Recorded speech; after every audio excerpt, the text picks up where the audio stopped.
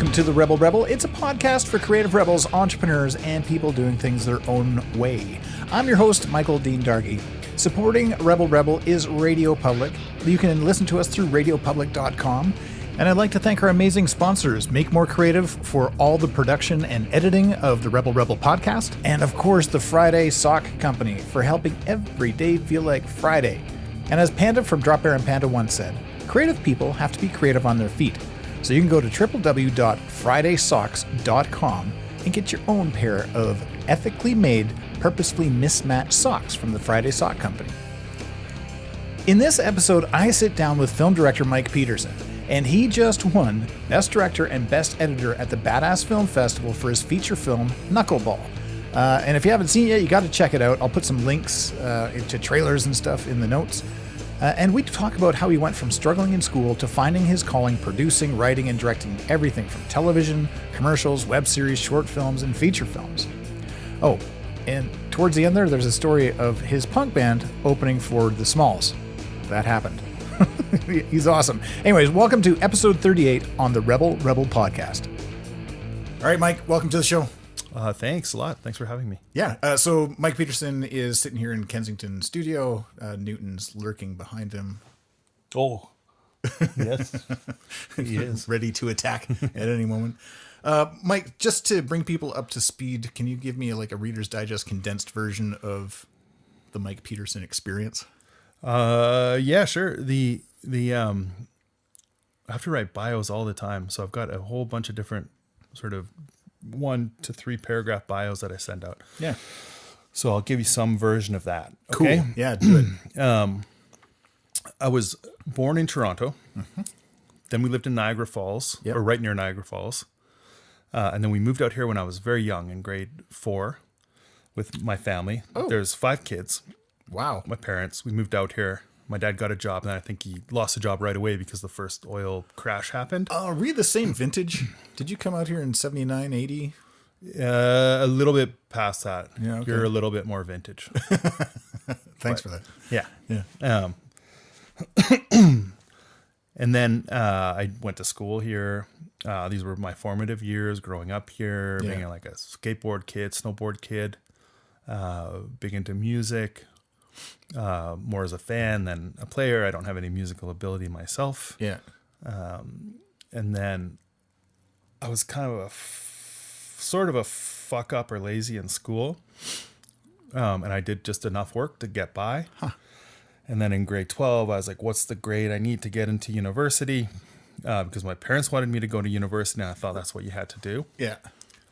So I got the mark that I needed to get into university, and then I was like, I don't need to do any more than that. Yeah.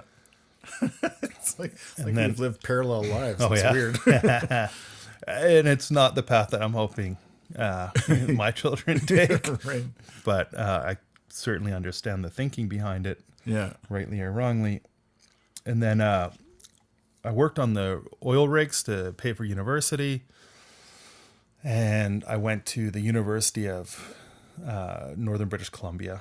Okay. It was the first kind of one of the first years it was open, and I'd been involved with the University of Calgary radio station a little bit, and then also with their newspaper there when I was at high school, and I really liked it. Yeah. And I thought I had to take a degree in something that was practical. Yeah. Or at least that's what people had told me. Right. And I thought that was true. Yeah. So I did, I don't remember what it was. It was like my business admin degree or Bachelor of Commerce or something. Oh, okay. Yeah, something steady and... Supposedly, right? Yeah. And I fucking hated it. Like I got in trouble for falling asleep in class all the time. Yeah. I still have anxiety dreams of a test that I don't remember if I missed or not, or if I've just dreamt it so much that I missed. Anyways, it wasn't sort of why I went there. Why I went there was because they didn't have a university radio station or a university paper or anything. So I went there with the idea that, whatever I was taking, I just have to do that part. Yeah. But I can at least do something that I'm really interested in. Right. The CJSW, is that what we're talking about? The one in Calgary, yeah. Yeah. So the one at UFC? UFC, CJSW is a really cool radio station. Yeah.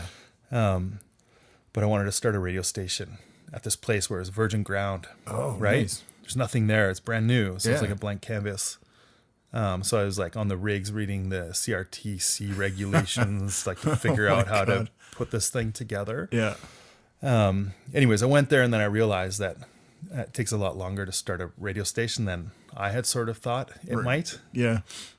Was it the licensing or was it just the setup, the whole physical? It's kind of all of it, the steps, but the steps to get to the licensing takes a while.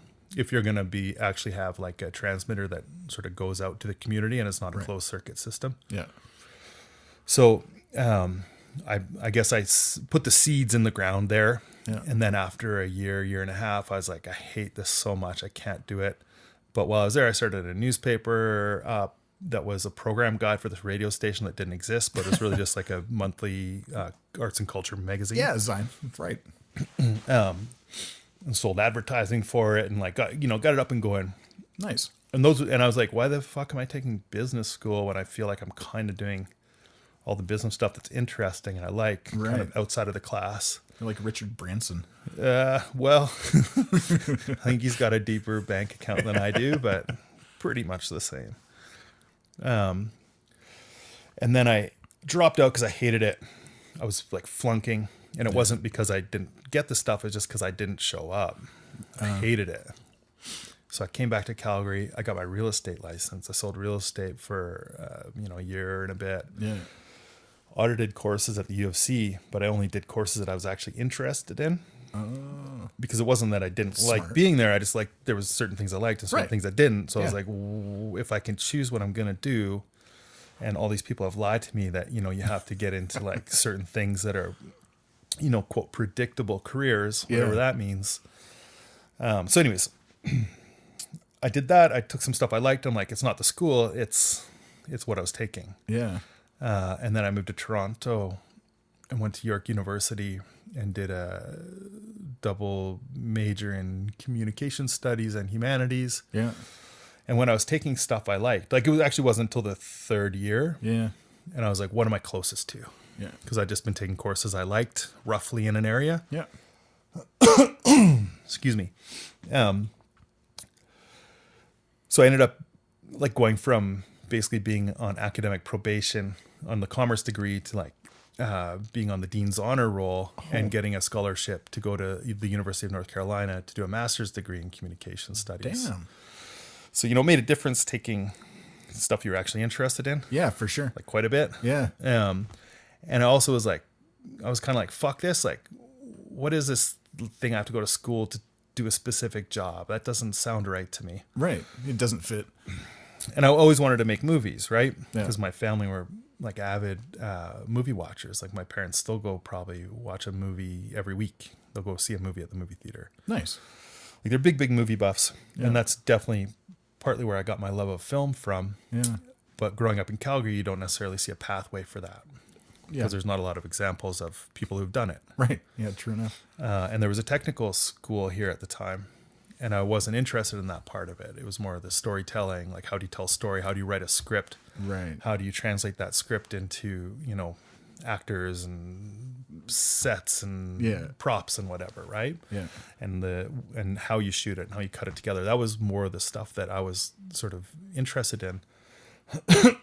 So I sort of did this side project while I was at York and UNC because I had access to their library. Yeah. And they had this crazy great library of film. And I didn't have a TV. So I just rent a movie from the library or take a movie out from the library and either watch it in between classes or bring a couple home. So I was watching, anywhere from 1 to 3 movies every day. Oh my God. And I was just like digging into these weird wormholes. So like there was this Polish movie that I kind of stumbled across. And I was like, oh, that's pretty cool. This Polish movie from the 60s I never heard of. And there's some guy in it who's like the Polish James Dean. And he also died young. So I went and watched all the movies that guy was in. And then the director of that movie had made. And then that led me down some other rabbit holes. And wow, it was really fun. Yeah. And interesting and a great way to kind of actually see film, how it's done, like different directors' approaches to things. Yeah. And then also, I read lots about it as well. And then Were you like a Saul Bass fan? Were you a Saul Bass fan? Like, His art, yeah, yeah, his posters are awesome, and the titling of stuff, because he did Psycho, right? Wasn't that his very first one? Oh, I don't know what his first one was. I would think it would be earlier than that, though. But yeah, I mean, he's the legend, right? And you can see his design. Like, he designed like half the logos that are out there in the world from blue chip companies. He did the, the logos for and stuff. Like, he was a really brilliant designer. But yeah, I love poster art as well. So I still didn't know how to, basically this was all just like a holding pattern to figure out how to do what I wanted to do, which I still didn't know how to do that. Right. And eventually it just got to the point where I kept doing some of these things. And eventually I was doing the things that you needed to do that thing without knowing that was exactly what you had to do the thing. Yeah. And then I was able to put a little bit of a plan together. And I used to be a little bit more rigid with this and make sort of these 5-year plans with sort of like 1 and 3 and 5-year goals. Yeah. And it started out with documentaries, and then because I was doing documentaries, no one would hire me to do anything else. Yeah. I did a internship with Scott Free and lived in LA for a couple years after, I was doing my thesis. Yeah. And I'd met all these people that had been doing their thesis for years. Yeah. After they'd finished their coursework. Yeah. And this is for your documentary filmmaking? Or is this, what was your thesis, if you don't mind? My thesis was, what happened was I made a documentary. They didn't accept it, so I had to write a written thesis as well. Oh, okay. So I wrote a thesis about me making a documentary. Interesting. And then made that an appendix. That's meta. I was just like, fuck, come on, really? And I wasn't going to pick something brand new. So yeah, I was able to approach the subject academically through the practice of being a documentary filmmaker. Yeah, interesting. Maybe. It probably isn't. I haven't read it since I wrote it. It's probably garbage. But, whatever. So because I was in the States and I was legal in the States under a student visa, I was able to extend that while I wrote my thesis and lived in LA. Nice. And then I was out there with an internship that the school had set up, and then just did a billion odd jobs, and did everything from a beat camera operator to I edited dead people videos for Hollywood Forever to a PA to just kind of every job that they would hire me for, I would do it. That's awesome. And I had some background because of my documentary work, and I'd crewed for other documentary filmmakers. I did, I was okay camera operator, and I was okay at sound and okay at a couple other things. Interesting. So is there people down there that, sort of inspired the path that you were on? Like, did you meet somebody who's like, oh shit, yeah, like a mentor of some kind? No, I'm still looking. Really? For a mentor, sort of, yeah. I mean, there are some people that have definitely helped me along the way. Yeah. There was one person at North Carolina, she's actually primarily an acting teacher. Okay. Her name's Joan Darling. And I think she did or has taught some of the acting stuff at the Sundance Institute. Oh, wow. And taught some of the directing courses that they do at the Sundance Institute. Yeah. She was really cool, inspiring person.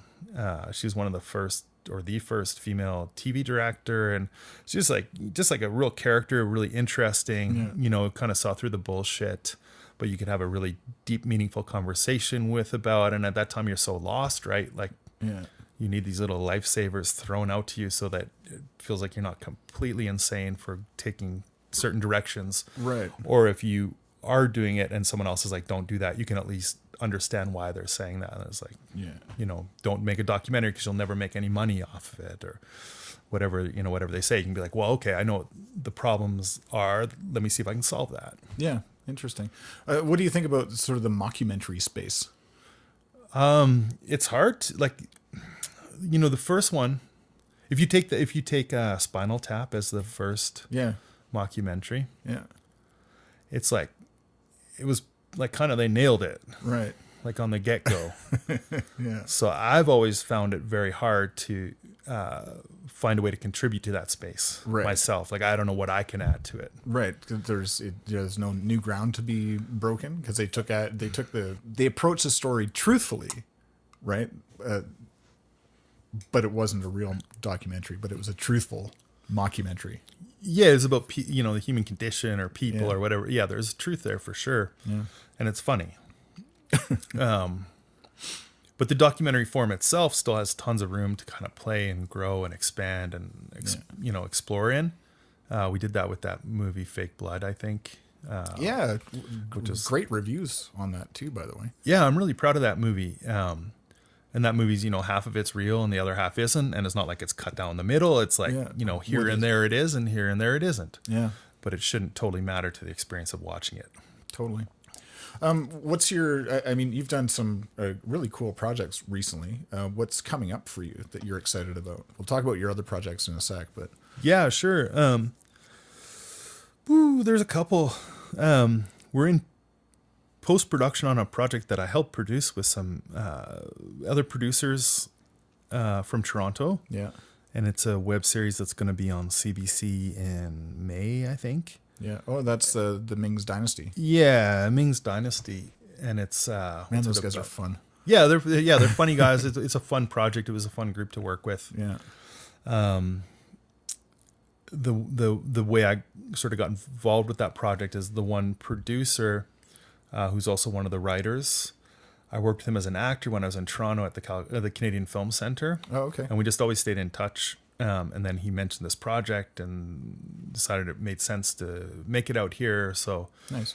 Sort of from early days, I was involved in sort of the funding and the idea of bringing it out here and making it really making it an Alberta show. Yeah, cool. And it's about it's about two hip hop guys that are living in Toronto. Yeah. Because no one knows what this is about, I don't think. So it's about two hip hop guys living in Toronto. Aspiring hip hop guys for sure. Yeah.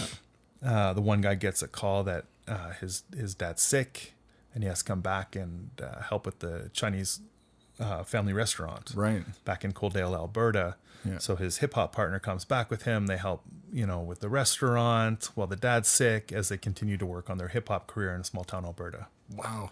And the music's really fun. It's just like, it was really fun to make. Did you guys shoot in Coaldale? We went out there for a day. Yeah, for some establishing shots. Yeah, exactly. Interesting. But we shot it all sort of in and around Calgary. Yeah, nice. Yeah. That's awesome. Shit, that's fun. And what else? This year I'm trying to do a little bit more directing. Yeah. Work, because I kind of split my time between writing and directing and producing. Sometimes they fall into the same bowl, but there's two features that I'm working on that other people have written that I'm really excited to direct. Yeah. One's sci-fi that takes place on Mars with the first Mars colony. Nice. And the other one is an old guy revenge story that's like probably veering into exploitation. Yep. Right on. Really violent and dark and weird in some spots, but also has some elements of humor in it here and there. Yeah. Was that Cell Block 99? Oh, Brawl on Cell Block 99. Yeah. Something similar, like that level of carnage. That level of carnage for sure. But then, think of, like a history of violence meets Brawl on Cell Block 99 with probably a few more absurd or lighthearted moments in there. Awesome. Sprinkled in there somehow. Would you call it, is that a comedy? Like what sort of genre does that live in? It's not a comedy. No. It just has a couple lighter moments, but hopefully those make the dark and deep moments darker and deeper. Awesome. So you just finished and toured with Alive? Alive's still kind of on the tail end of its festival circuit. So that's a horror film that I was a producer on. Yeah. 775, the company that I'm one of the stakeholders in, we co-produce that with these U.S. partners. Yeah. So that's out on the festival circuit. It's done really well in sort of the mid-level genre horror space. Yeah. Really crushing it, actually, like winning tons of awards. That's awesome. Like it's fantastic, the reception. Yeah, very cool. And then Harpoon is another one that that we just finished producing. That one just premiered at Rotterdam, and we've just got some new invites from some new festivals, but I can't say yet what they are, but I'm really excited about it. That's and it's just a awesome. really cool movie. Yeah. Right on. And just recently you came off touring Knuckleball. Yeah. And is that still making its rounds, or is it done for now? No, it's almost done. It's where is it playing? It's playing in Vancouver. Yeah. In March sometime. I don't know if I'm supposed to say that yet, but it was pretty close. So you know. That's cool. And that's one you wrote and directed. Yeah, I co-wrote that, directed it, and produced it. Yeah, that's wild. Big. How long was that shoot? 24 days, I think. Yeah, wow. And in the snow. Oh God, yeah, it was brutal. It was so fucking cold. Yeah, it was like, and that was part of the reason we made Harpoon after that, because I was like, there's no way I'm making another winter picture. Yeah. Like, especially an outdoor winter picture. So we made this movie about 3 people trapped on a boat. Nice. You know, off of somewhere really warm. Smart. And ended up shooting sort of the exteriors of that in Belize. Oh, that's awesome. In February last year. But smart man. Yeah. It worked out really well. Well played, sir. Yeah, and that one was written and directed by Rob Grant, who I've now, I guess, produced 3 or 4 films with. That's awesome. Yeah. Oh, that's really cool. And if I take a big leap and trip back down memory lane, Lloyd the Conqueror was, I mean, that came out of nowhere. Like from, us on watching this happen, lots of local talent, and the super fun LARPing movie. What would you call it? Yeah, I don't know, man. It's like a nerd comedy. Yeah. I don't know what to call it. Some people, if people know what LARPing is, and I call it a LARPing comedy. If they don't, then you have to explain what that is. Right. But that was fun because, I mean, I'm a big fan of fantasy. Right. Like fantasy novels. So you were able to kind of apply many of the fantasy tropes that you find in those types of stories to that type of comedy. Obviously, none of it's very serious. Yeah. So you're not, you're using it maybe satirically a lot of times, but the story of that was my co-writer on the project had the idea. I thought it would make a really good documentary. I looked into documentaries. Right. There was 2 being made at the time. So I was like, shoot, that's like, what am I going to say? Yeah. That these guys haven't said or aren't going to be saying really soon. Yeah. Because they were both seemingly close to end of production. So you don't want to that's what you normally do when you sort of have a documentary idea. You double check to make sure there isn't a bunch of other people doing it as well. Sure. So my co-writer, who had the original idea because he was a video game tester and worked with a bunch of people that were LARPers. Yeah. They were primarily vampire LARPers. Okay. But that sort of opened the door to see that there was this whole world there. Oh. So it wasn't a world I was personally familiar with. Okay. So I was going to ask, you're not a LARPer. No, I'm not. No, I've never officially LARPed. I'm sure one day I will.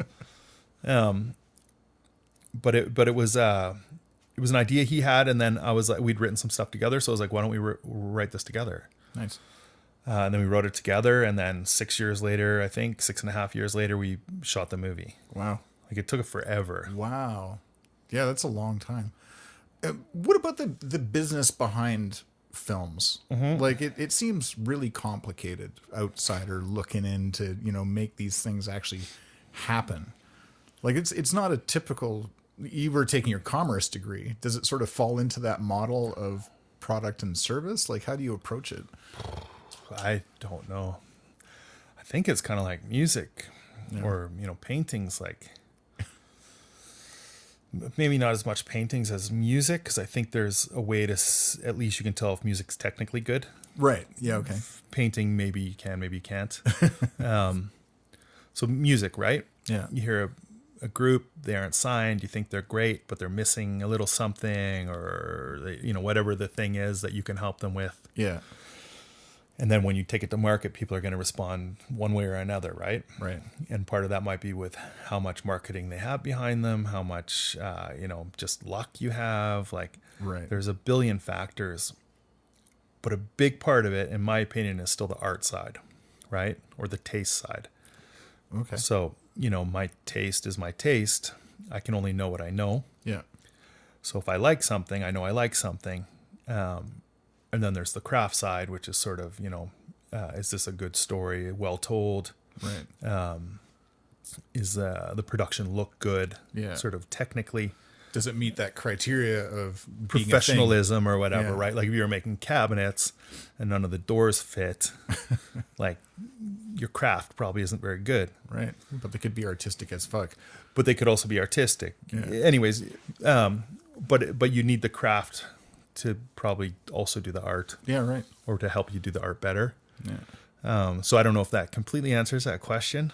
Well, yeah, I think so. I mean, all these pieces have to be in place in order for it to be saleable, is what it comes down to. Yeah, right. And no one really knows what that is. Right. Is the thing. So it's always what a weird job you got yourself into. Yeah, totally. But it's always going to be risky, right? Yeah. There's ways to mitigate the risk.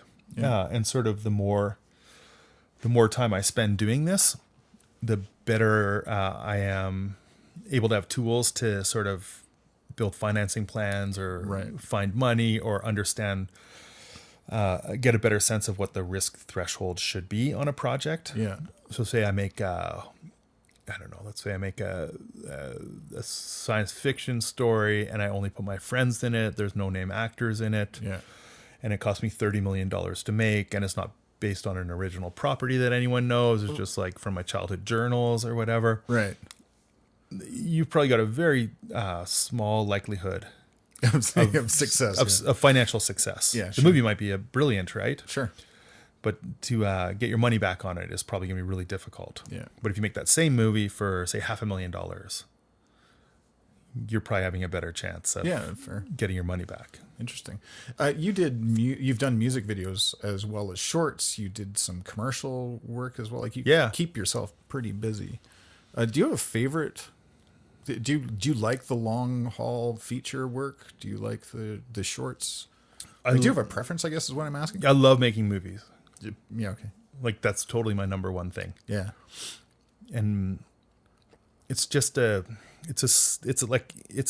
every time you do it, you end up in a funk. Like after or during or before? It depends. And this is sort of what happens is and this probably is for the first couple of projects you make. You sort of, if you're looking at a graph, you'd see these big highs and big lows emotionally, right? Where you get really excited about something and then it works out or it doesn't work out. And then it either brings you down or something else brings you down. Yeah. And you're having these really wild swings up and down emotionally, right? And it's like really like tough on you. Yeah. Because it's such a roller coaster ride. So you kind of learn how to like compress those ups and downs to be a lot less. Oh, okay. And part of that is just the experience of doing it a bunch of times. Right. And there's no place where it swings more wildly up and down than on a feature film. Right. And that's usually just because it's a smaller number of people that are voices in the creative process. Yeah. Not that there's a problem with more voices, but you're sort of really responsible as a director for the decision making. Right.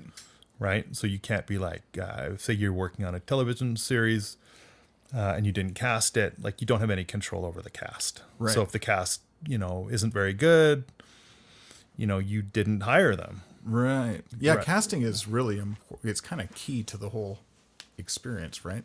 Right. And that's just an example, right? So you sort of your stakes and your investment in that project are slightly different than on a feature film, which you've usually seen from sort of the very beginning to the very, very end. Yeah. Right. So just the journey is slightly, you've got a greater investment in it, sort of emotionally and all that. What's your favorite style of music? Oh man, I don't know. I love metal and I love hip hop, but it's really all over the place. Like if you look on my phone, you'll find, Waylon Jennings. Okay. You'll find old school hip hop to some new school hip hop. Yeah. There'll be some, punk rock on there. Like for metal, my favorite is stoner metal or doom metal. Okay. Like Sabbath is probably one of my more favorite bands. Yeah. With Ozzy. Nice. Not with Dio. And Randy Rhoads? Well, yeah, Ozzy and Randy Rhoads is good. That's not so much the doom metal, but like the early Sabbath stuff. Yeah, yeah. Like that's to me like Tony Iommi. Yeah, that's a sweet spot. Yeah. Yeah, cool. Have you ever watched Red Fang videos? Yeah. Yeah, for sure. Because they do a really cool LARPing video as well. I've seen it, with the beer cans. Yeah, those guys are pretty dope. Yeah, they've made a bunch of really good videos. In fact, Brian Posehn is in one of their videos. Oh, cool. I think the one where they do the takeoff of that one where they're supposed to spend all the money in the video, and they show the spending of the money, and it's like TV $40 or whatever. Yeah, yeah, they smash a car full of through the beer or whatever. Yeah. That's awesome. Yeah. I've seen them. I've only seen them play once. I think they came to Sled Island a bunch of years ago. Yeah, it was a good show. Cool. Do you have time to read? Are you a big reader, or you just watch films? Like, what's your downtime? It's a lot of reading. Oh, cool. That's probably my favorite thing to do. Awesome. Sort of just with myself. Yeah. Movies, I don't get to watch as many these days just because of kids and schedules and stuff. So I probably watch a bit more television. Yeah. Just because you've got that, 30 to 45 minute window. Yeah. And then you can decide if you want to make it 2 episodes or whatever. What sort of books do you read? Oh, it's I did a deep dive back into the fantasy world. Oh, okay. Cool. Like, wow, geez, when was that? 6-7 years ago. Yeah. And I've sort of been devouring through that. Awesome. Any favorite authors? Yeah. Like Piers Anthony. I mean, the Game of Thrones collection is amazing. Yeah. But probably my favorite one is, I can't remember his name. He did a series called The Blade Itself, or that's one of the books in the series. Oh, okay. I can put a link in the show notes. Yeah. I'll track it down. Yeah. Anyway, his stuff is awesome. Yeah. He's probably my favorite guy, but he hasn't written. I've read all his books now. Oh, no. So is he done? I don't think so. I think he's a young guy. He's an editor, like a film editor from the UK, I think. Cool. That started writing fantasy novels. Yeah. Oh, neat. And now I know, I want to say George R.R. Martin had a new property come out on, is it Netflix? Yeah, watch that. Did you? I haven't seen it yet. It's okay. Yeah. It's got it's one of those things where it's got like an awesome cast. The production value is awesome. Yeah. It looks really great. The story is okay. Like it's totally watchable. There's definitely some interesting stuff. Yeah. There's I don't think this is a spoiler, but they meet these women, a ship full of women that shouldn't be alive because they haven't had food for a long time and stuff like this. And then, obviously something's going to happen. Yeah. And this is a real diversion in this, like the overall story. And it gets really weird. Like they're going to like tie the guys down and milk their wieners to make clones to eat. Oh my God. Right? Oh, Jesus. And I was like, this is great. But there wasn't enough of those weird parts for me. And they've got like, this weird, like, it looks like a a metal hat you'd put on a monkey with a little pointer coming out of the middle. Okay. That, they don't show it, but I assume it's going to be stuck on your wiener and, that metal thing is going to pull the sap out. Awesome. It's just like super weird. And I'm just like, holy fuck, this got really weird, man. Yeah. But it's great. Like this is suddenly even more interesting. Wow. Check that out. Yeah. But it didn't have enough of those moments for me. But there's an actor in that I really, really like. What's his name? Angus. I think his name's Angus Sampson. Okay. Not familiar to me at all. You'd probably know him to see him. He's one of those kind of guys. Yeah, okay. I think he's Australian and he's like an actor, but also I think he's written stuff and directed stuff. He just seems like one of those people that I guess I work with a lot myself. Yeah. These multi-hyphenates that, are just working in creative industries and kind of doing a bunch of stuff because they can do them and they do them pretty well. And and they're in it for the kind of the overall fun and enjoyment and challenge of it. Oh, it's awesome.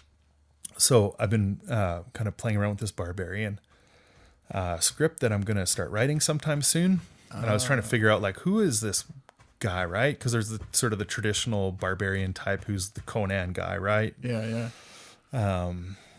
And I was like, I don't know if that's the right thing for this. So anyways, this guy is like a pretty physically large guy, right? Yeah. Like just big guy. He was, I don't remember he was in one of the seasons of Fargo where he had the beard.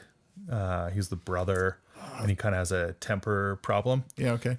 anyways, he was awesome in that. I noticed him in that, and then he sort of popped up at a few other times, and I was like, holy shit, that's the same guy. Yeah. But it's quite a different role, and he's just a really fun actor to watch. Yeah, nice.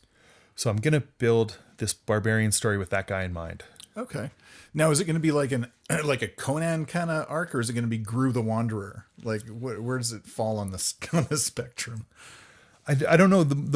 I keep playing around with it, and it's going to be really violent for sure. Okay. And I think it might have more comedy in it than I was originally intending. But every time I kind of play around with scenes in my head, there seems to be a lot of comedic moments that I'm playing around with. Interesting. So I'm not 100% sure yet. Other than it's going to be really bloody and violent. Yeah. And there will probably be some funny parts. Nice. All right. Sounds like I don't know whether you're familiar, but I used to read Gru all the time, which is super violent, but hilarious. That's true. Yeah. So maybe it's more like Gru, but that's definitely not what I have in my mind as I'm sort of thinking about it, I guess. Not a Sergio Aragones character per se, but more along the... Yeah, not necessarily stupid. Yeah. Gotcha. Like Amelia Bedelia, the barbarian or whatever. He was like, I'm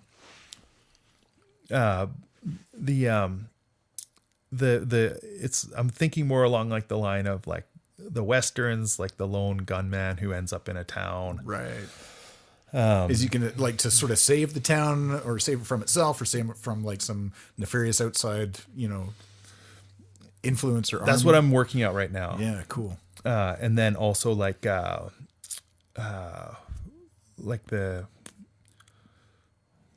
what's his name? I can't remember anyone's names today. The awesome Japanese actor who was in tons of samurai movies. And they're Yojimbo. Like, what's his name from Yojimbo? Yeah. I can't. Anyway, I can't believe I'm forgetting everything, but that actor is awesome. And he would also be kind of like a mental prototype or touchstone for this sort of a thing. Interesting. Because he had like moments of humor. Yeah. But he was also, good at what he did. Yeah. So he wasn't like a joke in terms of the profession. Gotcha. And he was kind of devious in certain ways, like clever, I guess. Yeah. And yeah, just a fun character to kind of throw in some kind of journey. That's cool. Do you use like Final Draft when you write? Do you use Word? Like what's your tool of choice when you're drafting these things? It'll be a notebook. Okay. With a pen or a pencil. What? And then it'll be Final Draft. Interesting. Yeah. So you're like a pen to paper sort of guy. Well, just to kind of rough out the shapes of it. Yeah. And to like make notes because it's an easier format for me to like take and keep notes. That's cool. And then it'll end up in a more formalized, proper, readable sense. Yeah. Because I can't always even read my own writing. Interesting. Are you one of those guys that's got like, filled notebooks on shelves?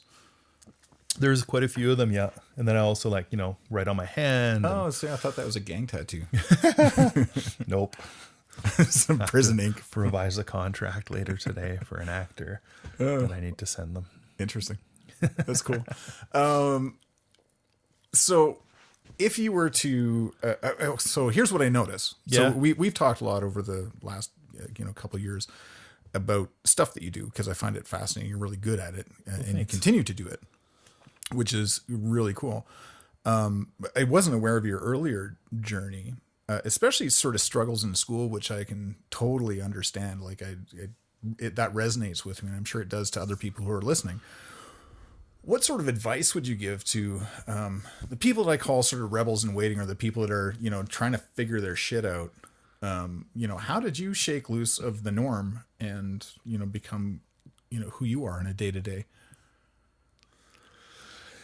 Yeah, I mean, I don't totally know the answer. I've always, I guess, sort of seen things that I've wanted and gone after them. Okay.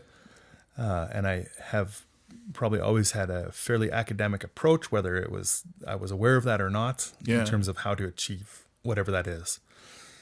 So say I don't know, I want to be a better director, right? Which is an ongoing goal for me. Right. I always want to be better at it. What does that actually mean? I don't know, but you hopefully you see it in the work yourself as you move forward. Right. So to do that, one thing I did was I read a ton of books by directors on their process. Oh, okay. because there's no one process that directors have. There's a whole bunch of different ones. Some come a little bit more from a theater background. Some come from more of a technical background. Some really enjoy the sort of working with the actor process, and there's just different ways to approach it, right? Yeah. Some people are storyboard people, and like they want everything to kind of really, match their boards. Yeah. So there's a ton of different ways to do it. And I didn't ever think that there was one right way or wrong way. I was always skeptical of Hitchcock's method. Yeah. Where it's like, basically he's made the movie and then he just gets the actors and the crew to kind of make what he did on the page. Right. Like I've never totally bought that. Yeah. Just because it doesn't seem like it is the process completely. Interesting. So when I was making my first bunch of short films, I would apply these different processes that I'd read that different directors had used to the project. Yeah. Just to see what I liked and what I didn't like, what I thought worked well, what was maybe contextual, what wasn't, with the idea that at the end of it, hopefully you have a big bag of tricks that you can apply as needed when it's appropriate. Interesting. Yeah. So say you have a film and there's, there's an action sequence, there's some slow dramatic sequences where people are just talking across a table. Maybe there's some, technical shooting in terms of just how a scene works, or there's animals or whatever it is. Then rather than apply one sort of tool to the whole film, you can apply the tools that you think are the best tools to get the best result to each part of it. Awesome.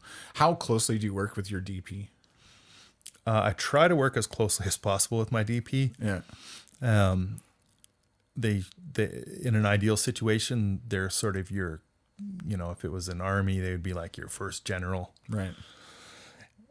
Usually because they're a large part of the voice to the rest of the crew. Yeah. And they can help set the tone as you do with the crew, from you speaking with them and whoever else you're talking to, right? Yeah. They help kind of maintain the culture. Yeah. So I try to talk with them very closely. I would consider myself a visual director. Yeah. Probably more than anything, if that's a real distinction. Some people are like, oh, they're an actor's director, or there's a visual director, whatever. Like the images to me are really like, the sentence structure and the grammar and the the paragraphs. Yeah. Like this, the same how the way story's told. Yeah. They set up this, the tone and the shape of the sentences and the words and whatever. That's what the pictures are. That's what the images are. Yeah. And how they go together sort of make those things happen. That's how it's articulated. Mm-hmm. So, how anyone can do this is, I have no fucking idea how people do this. Like the one thing about the directing job is like, there isn't a way to do it except to do it. Right. So the only way to do it is to do it. And then you just keep doing it. Right. Until at some point you're like, oh, I am that. I am a director. Right. And you could even say you're an artist maybe, or whatever it is that you think the job is. Yeah, like sure. You can make that claim at some point, but it's only by the activity of doing it. Yeah.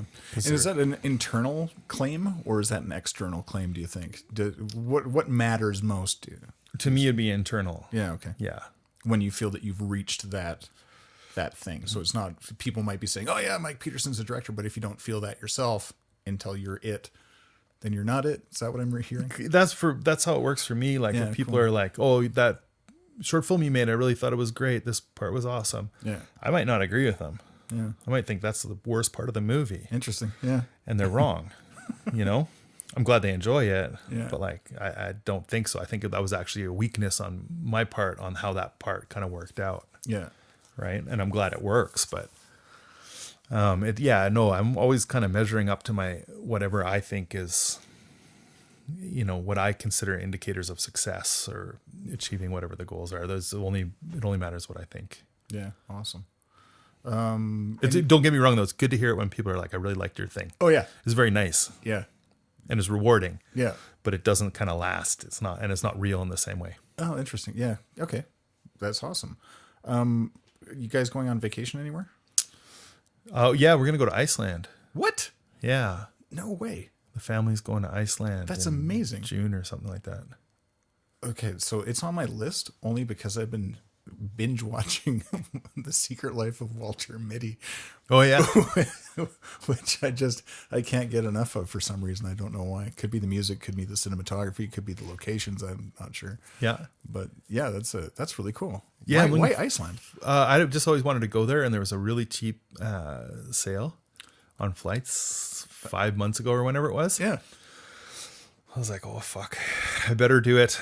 And then I was just gonna take my partner Kim. Yeah. And then she's like, we have to bring the kids.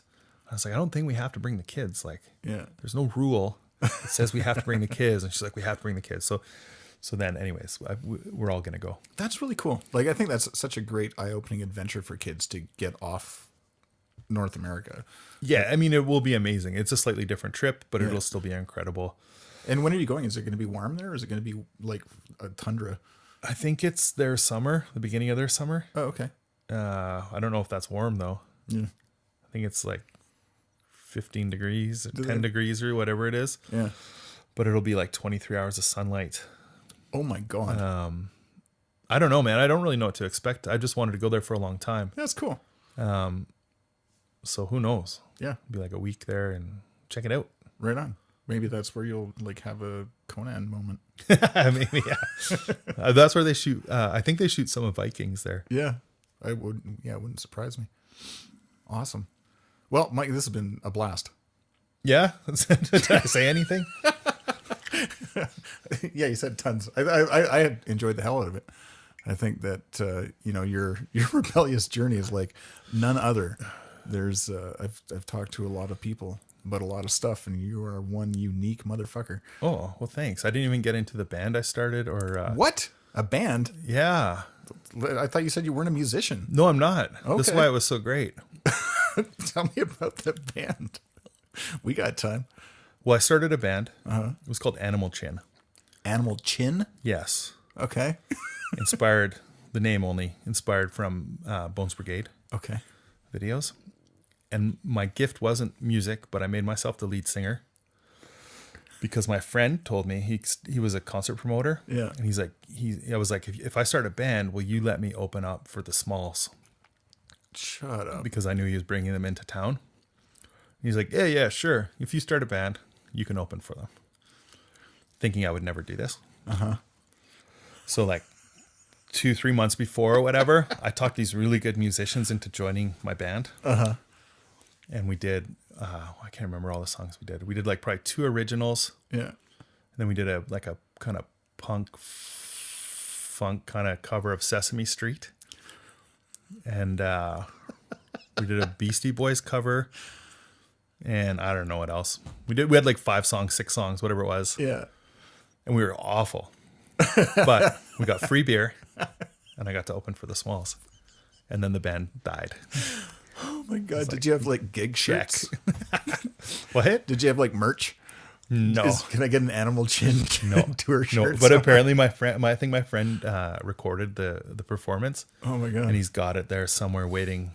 He's going to bring it out at some inopportune time. That's amazing. And embarrass me. I can't believe that's a hell of a bucket list to check. Yeah, it was fun. That's amazing. Yeah. Huh. Did you hang out with the Smalls in the green room? Not in any real sense, no. No, but I was there, I was there as an equal. I was there like, I know. it's one of the bands. So that was enough for me. I was like, whatever. That's ridiculous. Yeah. And we were well, I was terrible. The band was good. Yeah. But I was really bad. Okay.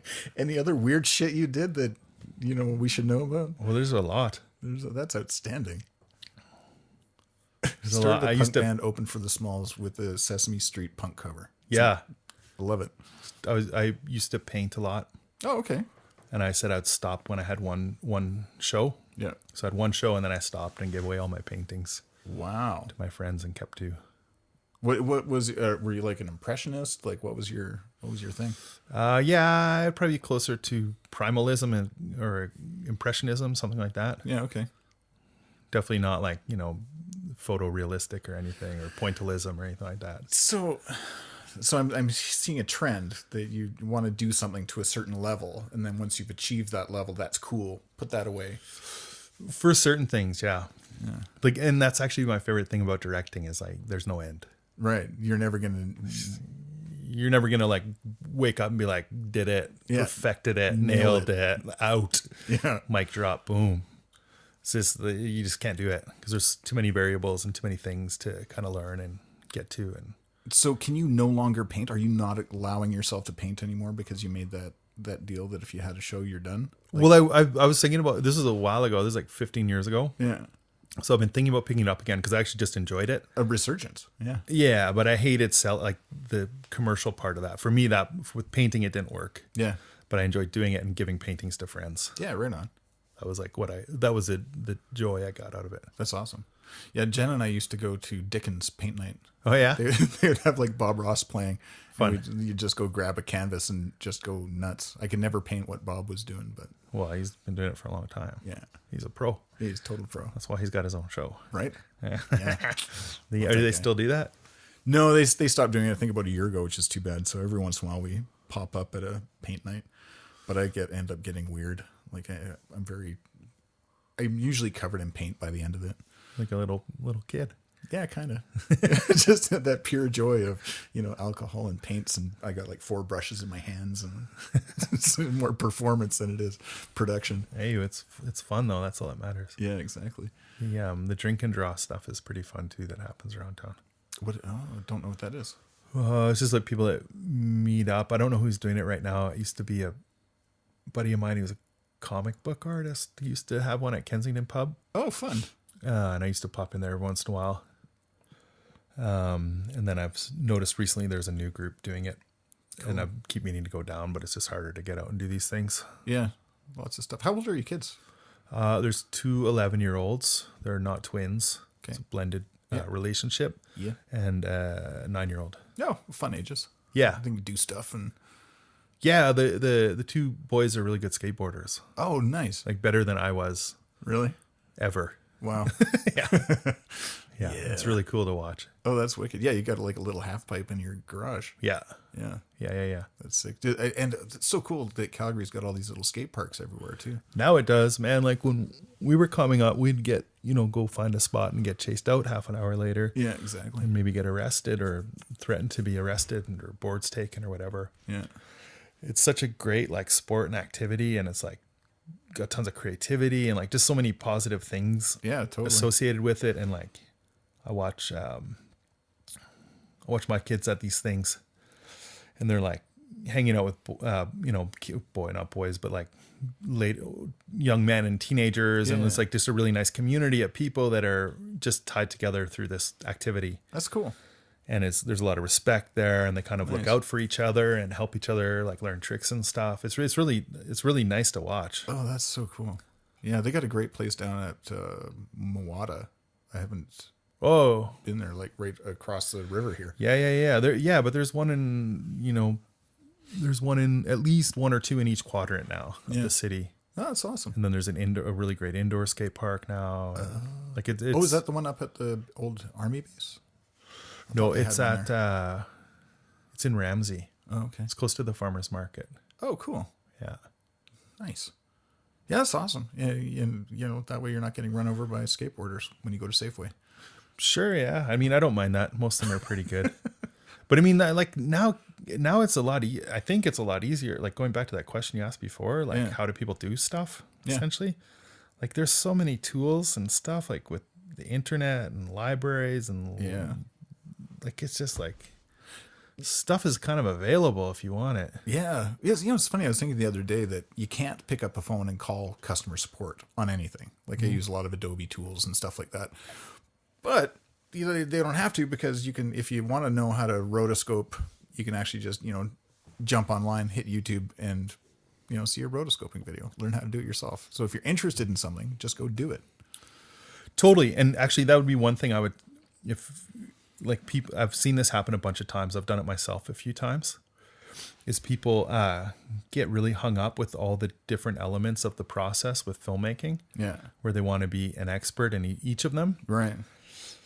And it's good to understand what some of them are, but to actually dig deep into those, various jobs that are part of the package of making a movie. Yeah. Like you don't need to do that. Right. And there's someone that will probably always be better than you at it. Right. So why bother doing that when your key goal is something else? Yeah, smart. And I see lots of people get distracted by that and equipment, like fancy equipment and stuff like that. Right. And that's not the essence of it. Yeah. Damn. Any more gig stories? Oh yeah, man. I got. Well, we'll come back for a part 2 because I know that you've got a meeting that you've got to get to. Yeah. Anyway, I could tell you some great, funny stories from sets. Awesome. All right. Well, we'll shelve that until the next time or until we go out for beers and we do some drinking and drawing. Yeah. Mike Perfect. Peterson, thanks so much for being on the show. This was kick-ass. You're awesome. Oh, thanks for having me. Stay rebellious. Yes. Question.